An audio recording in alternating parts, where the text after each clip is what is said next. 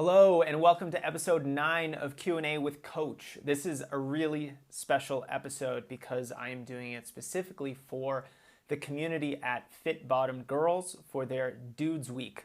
And as a dude myself, I'm really happy to contribute and help all the Fit Bottomed Girls with their running. So because a lot of people might be watching this right now who don't know me, my name is Jason Fitzgerald. I'm the head coach and founder of strengthrunning.com. I'm a USA track and field certified coach. I run a 2:39 marathoner, and my passion is helping runners stay healthy in the long term and run monster personal bests. So Q&A with Coach is a web show where I answer running questions. It's pretty simple actually, and most of the time they're submitted via Twitter. You just shoot me your question on Twitter with the hashtag #RunQuestion, and then I get behind camera and answer it for the community as a whole. So I think it's a really valuable way for us to not only get answers to our questions, but also help all of us runners get understand different types of questions and learn more about running and how to become better runners. So with that said, let's dive into our first question. Do you have any strategies to get rid of boring treadmill monotony? Samantha. I don't think I've ever met a runner who enjoyed treadmill running. Myself in particular, I would rather run 20 miles outside than 6 miles on a treadmill. It is just so boring. So I feel your pain. So there are a few ways that you can reduce the monotony of running on the treadmill or the dreadmill or the hamster wheel for human beings.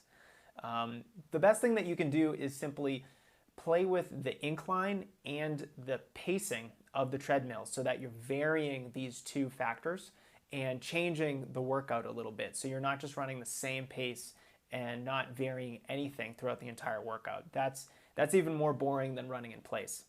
So what I like to do is I'll start my workout at a 1% incline, and I'll start at about 30 seconds per mile slower than your normal easy running pace. And if you're just going out on, a kind of a straight run, you're not doing any kind of structured, faster workout, then this is a really good strategy. And then over the course of the run, let's say you're doing a 30-minute treadmill run, every 5 minutes you can increase the incline to the treadmill by about 0.5%. And so this will increase the grade of the treadmill and make it a little bit faster. Now, as you're doing this, I also like to increase the pace by about 5 to 10 seconds per mile every 2 to 3 minutes. And this really helps your body adjust to the faster paces as you go through the run. And then the final 5 or 10 minutes of the run should be challenging, but not so challenging that it's turning into a difficult workout. But at the end of the day, there's only so many things you can do on the treadmill to make it less boring. I suggest listening to some music. If there's a television nearby that you can watch, maybe you can put on a movie or watch your favorite show. Something like that works if you're doing an easy run, though I do recommend if you're doing a structured workout or something like that that requires a little bit more focus, that you don't watch television while you run. And then, of course, the best strategy of all is to run outside. Even if it's winter, even if there's some snow or ice outside, if you get the right gear and you dress appropriately, winter running really isn't too bad. So good luck with your treadmill running, and hopefully it doesn't get too boring. Do you have any exercises for lengthening my stride? I have a high cadence, but a short stride, maybe due to tight hips. Judith. Okay, question number 2 is actually very interesting. So a cadence of 196 steps per minute, and that's exactly what cadence is. It's simply your step rate, or how many steps you take every single minute. That's really interesting to have a cadence that high when you're running at an easy pace. Most runners are less than 170 steps per minute. So this particular runner hasn't a problem that is on the opposite end of the spectrum. They're running their cadence is too fast for their running speed. Now, if they said they were running 196 steps per minute and they were sprinting, then that wouldn't be a problem at all, because a high cadence while you're sprinting is natural and expected. But if your cadence is close to 200 and you're just running easy, and you realize that you are taking really short steps, then it probably is a good idea to lengthen your stride a little bit and get your cadence down. Now, with that said, of course, all of us have different biomechanics and physiologies where we're going to have varying cadences. So there's nothing inherently wrong with a very high cadence, although there is something inherently wrong with a very slow cadence. So one of the things that I look for when a runner has a very, very high cadence at an easy pace is hip extension. And this is simply how far the hip extends behind you when you're in that swing phase of running. Now, my guess is that you probably don't have good hip extension, because if you did, your leg would trail behind you and then you would have a slower cadence. So one of the things that you can do is work on flexibility. Now, I'm not a huge fan of static stretching. It's been shown to reduce performance and actually increase your risk of injury if you do it before you go running. But in this case, I think some targeted static stretching after your run, you don't want to do it before, but after your run, can be really helpful. So you want to focus on the quadricep and the hip flexor muscles. And if you can get these really loose, then I think you'll find that your hip extension is improving and your cadence might come down a little bit. Now, the other thing that you want to look at is some self-massage. Now, any runner, probably most runners, will have a foam roller. It's like your best friend if you've ever had any achy or sore muscles. So what you want to do is get on your foam roller and get on that quadricep, you get into that hip flexor, and make sure that you're working out any particularly sore or tight areas. If you have some trigger points somewhere in your quadricep, that's going to reduce your mobility during that swing phase of the running stride. And so you want to work that out and help yourself get a little bit more mobile through that part of your gait. And if you work on that, then I think you'll find that your cadence will come down. And the final thing that I'll say is it's always helpful to run a variety of paces throughout your training week. So if you're only running one pace and you're just going out for an easy run and kind of run the same pace all the time, then you're not challenging your body to run at different cadences and at different paces. And at any pace where you're changing, you're running a little bit faster or a little bit slower, or a lot faster or a lot slower, you're subtly changing the biomechanics of how you run. And this is going to promote a wider range of motion.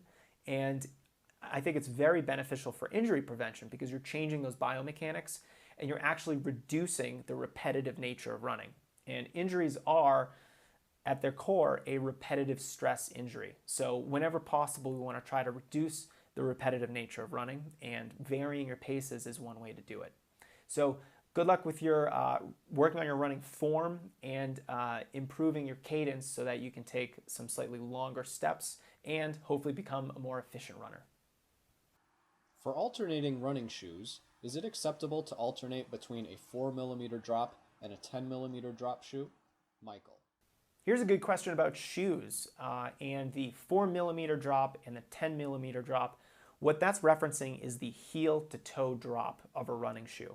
Now, any shoe will have a heel toe drop of anywhere from 0 to maybe upwards of 14 or even 16 millimeters. And this refers to the difference in height between the forefoot and the heel of the shoe. So as you can imagine, a stiletto high heel will have an enormous heel toe drop because the heel is so much higher than the forefoot. Now that's obviously a ridiculous example, but it was a good illustration of the difference in heel toe drop between different shoes. So is it acceptable to alternate between a 4 and a 10mm heel toe drop? Absolutely. I mentioned in an earlier question, I think it's great to vary the types of stresses that your body experiences to help yourself prevent injuries, because running is very repetitive. And so by varying different styles of running shoes that have varying heel toe drops, you're going to reduce the stress that you have on your legs. So a 4mm heel toe drop shoe might be better for if you're doing a faster run or if you're doing a shorter run where the extra stress that you're putting on your Achilles or your soleus and your calf is not going to be so significant. And when you're running in a low heel toe drop shoe, your foot is going to be in a more neutral position, and it is going to reinforce proper running form, and that's why it's beneficial to wear those types of shoes on a faster workout. Now, a shoe with a higher heel toe drop is more beneficial to use on a recovery day or on a day where the workout is already very stressful and you don't want to add any additional stress. So maybe a long run where you're trying to run a new distance that you've never run before. Then it's very helpful to work on, wear a shoe that doesn't have a heel toe drop that's going to strain your lower legs. But this is a great example of rotating running shoes to vary the stress on your foot and your lower legs so that you're reducing your injury risk and you're probably maximizing the training benefits of wearing different shoes by working on your running form and prioritizing recovery on those two key days. So great question, and definitely rotate those running shoes. The heel toe drop isn't as important as just different styles and models of shoes, though I do recommend a different heel toe drop for those two options. And for anyone who doesn't alternate shoes, it is a great way to, again, reduce that repetitive nature of running and help yourself stay healthy.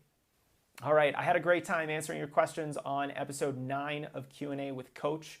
If you're watching this and you want your question answered, feel free to shoot me a tweet on Twitter. My handle is JasonFitz1, and we'll put that right about here underneath.